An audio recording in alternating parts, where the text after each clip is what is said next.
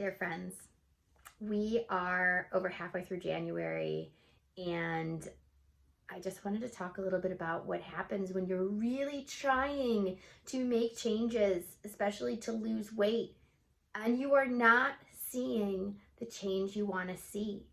So a lot of times I see my clients, especially those over the age of 30, who are employing the same techniques they use to lose weight back in their 20s, so hitting the gym really hard 5 to 7 days a week, or really cutting back the calories, throwing in a 200 calorie or less shake and calling it a meal.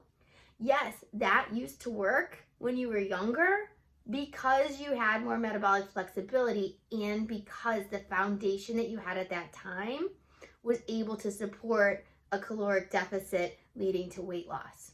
What happens as we get older is the stress mounts. We're older, we have more inflammation, we typically have more stressors, think job, family, etc.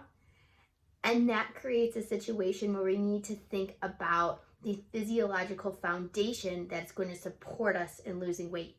So let me tell you a little bit about that today. First and foremost, you can probably go on a restrictive diet and notice weight loss. I don't really care so much about weight loss, I care about fat loss. If you're doing a diet, I see this all the time with vegan diets specifically, where we're really cutting back on protein and we see weight loss initially and it seems super exciting, but what happens a lot of the time is you actually gain the weight back and then some, and you have reduced muscle mass. Muscle mass is so important.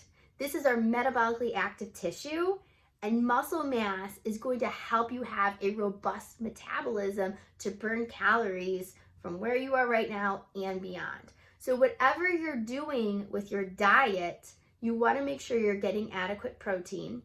And when it comes to movement, you want to make sure that the movement and the exercise you're doing is really supporting muscle gain and also not burning out your stress response at the same time. Let's talk about stress response. So we have hormones that when they are out of whack, and this goes for men and women, it is virtually impossible to lose weight. So first and foremost, I want to talk about your cortisol response. So cortisol is our main stress hormone. And in a lot of us, because of the fast-paced lives that we lead, our cortisol is really, really high, or we reach a state of burnout where our cortisol actually plummets and it's really, really low. A lot of times my clients will describe this as a tired yet wired feeling, which can leave you feeling like it's difficult to think, difficult to sleep when you're supposed to sleep, and feeling like your whole rhythm of daily life is a little bit out of whack. So prioritizing your cortisol response is really important. The next thing that's very important is making sure that you are doing everything you can to increase insulin sensitivity. If you are in a position where maybe you're eating similarly to how you were when you were younger, and a lot in our culture, a lot of this means eating what I call naked carbs. So having that plate of pasta for dinner or having pizza, not prioritizing vegetables and not prioritizing protein and healthy fats will leave you in a state where you're on a blood sugar roller coaster. We don't want that roller coaster. We want nice rolling hills and a relatively flat curve throughout overnight to support proper blood sugar. Finally, ladies, we want to think about estrogen as well. So if we are doing things to promote estrogen dominance where we have too much estrogen, or sometimes when we're really, really stressed, our hormones will flatline and you won't have enough progesterone, you won't have enough estrogen at all. So we want to make sure that we are doing things to promote healthy sex hormone function as well. Next, your digestive system. I cannot talk enough about how important it is to support healthy digestion.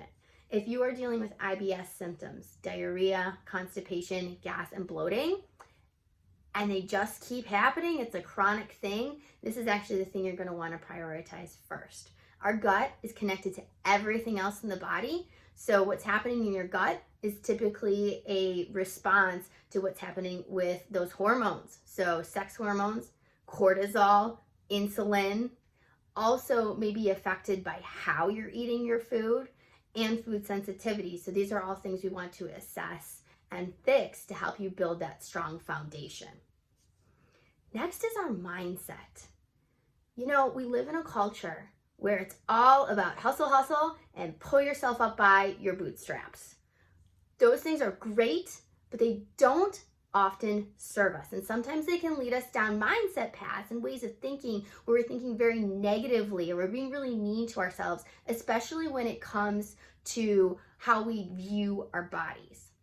So changing the way we think about our bodies today, not when you've lost the weight, but today, and also thinking about how stress affects you. If you're allowing yourself in your brain to just be knocked down by external stressors, you have not built the resiliency boat, as I like to call it, to ride the waves of life. And some of this we can do through mindset work. Finally, my friends, this takes time. The 30-day promises, the 6-week promises, it's not enough time to build that foundation and then see weight loss. We typically need to see at least 2 months to help support a better foundation, and then another 2 to 6 months when it comes to weight loss. If you are interested in anything that I'm saying, if this is resonating with you, I'd love to chat with you. I have group program and one-on-one programs available, and it's all about helping you build a better foundation so you can support your health as you move throughout your life. So sign up for a complimentary call, fill out my application, and let's chat.